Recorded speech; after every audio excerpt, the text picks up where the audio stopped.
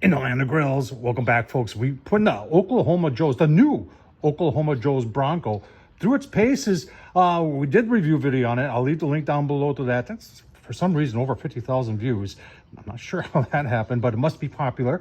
And then we hung chicken halves. Turned out very nice. I'll leave the link down below to that one. And I'll leave the link down below because we hung some ribs last weekend. Very, very good. Today, we've got a chuck roast on there. We'll show you the chuck roast. It's a 3-pounder. We'll show you the whole setup with the charcoal and everything, what we're doing to get as much smoke as possible into that chuck roast. And we'll take you along the way. Oh, man, let's get started. All right, give you a look at the setup there. I was just about out of charcoal in the charcoal basket, so I did clean the ash out. Left what was down there. I've got, I started off with 3 of the Flex hardwood briquettes. These things, I know it is compressed oak sawdust, supposedly. They do smoke very nice. I bought this bag a year ago, and it's a nice alternative if you don't have hardwood chunks or don't want to go out and have bags and bags of it. This stuff does last a long time. I've got bottom of the bag of the B&B hickory, picked through it to get the bigger stuff. Every bag of lump I've ever had, you get down to the bottom, it's just little pieces.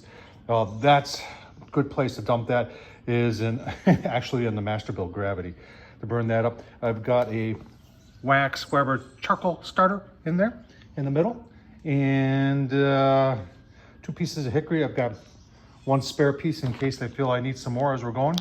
Put that on, get it started on the Oklahoma Joe Bronco. See the fire started. I took the diffuser plate and turned it over.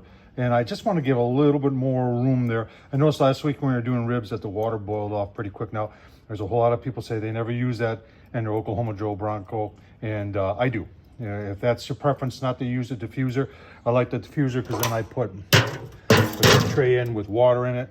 And I do the same thing in my pit barrel cooker. If you watched the channel Tom Horsman on YouTube, please subscribe. You know I have a pit barrel cooker at the Southern Command, and I put in 3 bolts so I could have a bottom plate there act as a diffuser, and that's just the way I like it.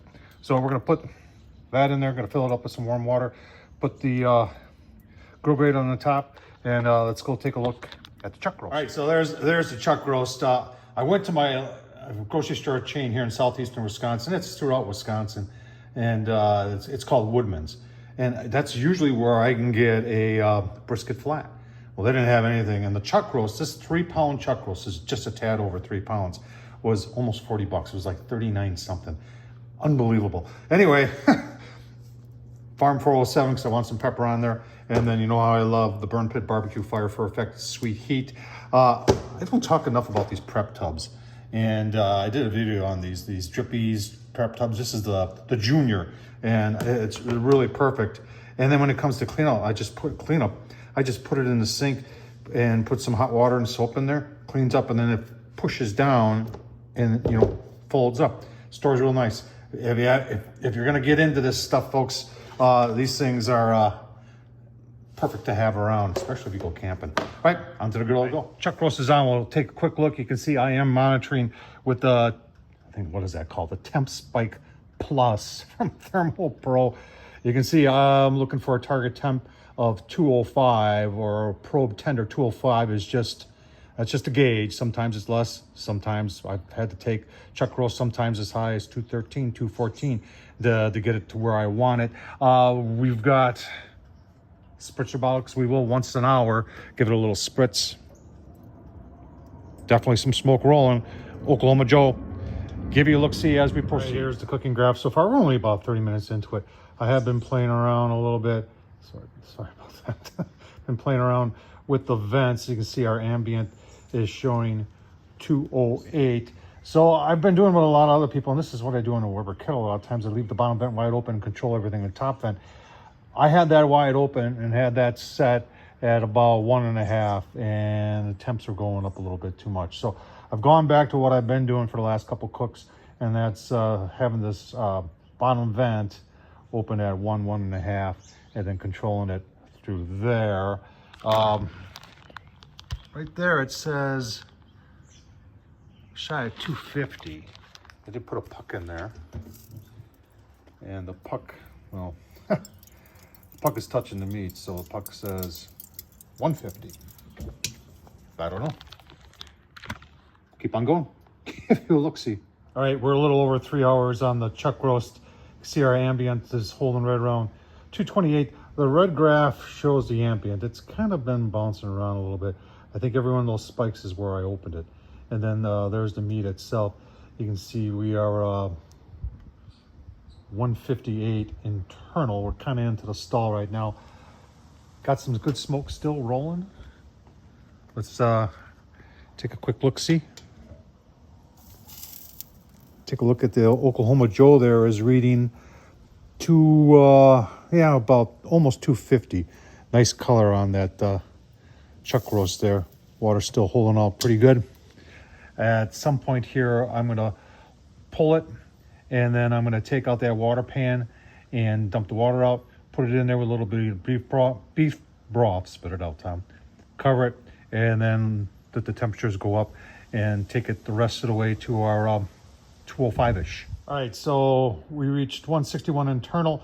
We're gonna pull it, dump the water out of that pan, put it in the pan with a little beef broth, cover it, and put it back in and open up the vents a little bit, get a little bit warmer.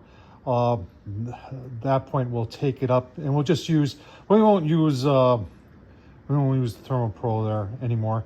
We'll just use an instant read. And like I said, probe tender is what we'll be looking for. Show you the color, right? I mean, come on. Well, that thing shrinks down. 250 we're reading there, and 250 we're reading down there. So we're gonna pull it off. Keep on going. All right, there it is. Total cook time was 5 hours. I was had to think about that for a second. We did about 3.5 hours of smoke, and then covered it in the beef broth and turned the temp up. It was anywhere between 207 and 210 when it was probe tender. I have cheated and have cut through that. Put a smoke ring on that. Let's just cut out a piece. I'm not doing it pulled. I just want to see how it cuts and how it looks. More importantly, how it tastes. Look at that. Oh yeah. Let's take a chunk out of here. Taste test, anybody? Wow, plenty juicy, folks. I've got some salted rye that I'm just gonna cut and make sandwiches. Perfect. Nice job by the Oklahoma Joe Bronco. Thanks for watching, folks.